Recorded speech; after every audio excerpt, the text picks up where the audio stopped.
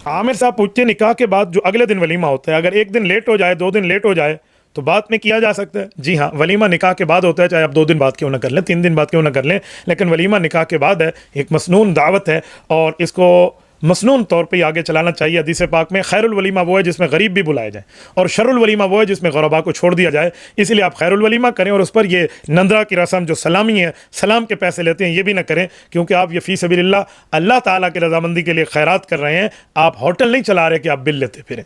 सईद शाह साहब पूछते हैं केबल टीवी और इंटरनेट का काम करना हलाल है या हराम है?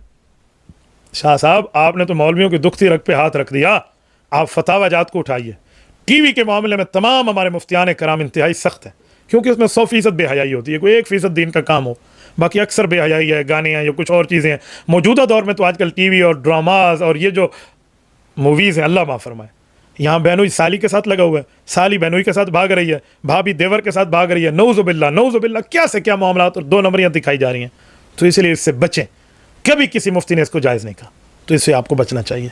बाकी रहा इंटरनेट, तो इंटरनेट में अच्छे लोग अच्छा काम भी करते हैं, लोग बुरा काम भी करते हैं। तो आप अच्छे की नीयत से बैठ के करें तो ये जायज़ होगा। बेखिलाफ है कि टीवी में आप अच्छे की नीयत से बेचें, अच्छे की नीयत से वहाँ बहुत कम है, वहाँ सारे लोग गुनाह की चीज़ें देखते हैं।